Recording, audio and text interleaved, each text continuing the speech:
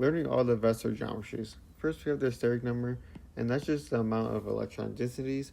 It can either be a lone pair or a bond, and whether that bond's a single bond, triple bond, or double bond, it doesn't matter when it comes to vector geometries.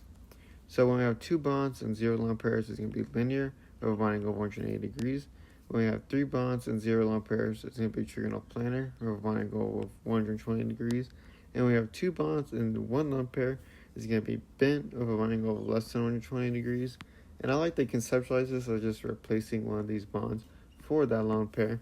And because lone pairs actually repulse more than the bonds, it's going to be less than 120 degrees. And when there's four bonds and zero lone pairs, it's going to be a tetrahedral with a bonding of 109 degrees.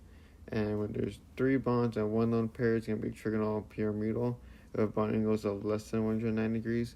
And when we have two bonds and two lone pairs, it's going to be bent with a bonding angle of less than 109 degrees again.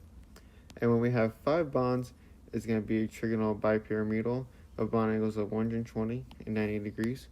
And when we have four bonds and one lone pair, it's going to be a seesaw with bond angles of less than 120 degrees and less than 90 degrees. And when we have three bonds and two lone pairs, it's going to be a T-shape with bond angles of less than 90 degrees. And when we have two bonds and three lone pairs, it's going to be linear with a bond angle of 180 degrees. Now when we have six bonds, it's going to be an octahedral. And the octahedral is going to have a bond angle of 90 degrees. And when we have five bonds and one lone pair, it's going to be a square pyramidal with bond angles of less than 90 degrees. And when we have four bonds and two lone pairs, it's going to be a square planar with bond angles of 90 degrees. And I like to think of this as these two lone pairs just cancel each other out, so it's back to 90 degrees and not less than 90 degrees. And we have three bonds and three lone pairs, it's going to be a T-shaped with bond angles of less than 90 degrees. And we have two bonds and four lone pairs, it's going to be linear with bond angles of 180 degrees.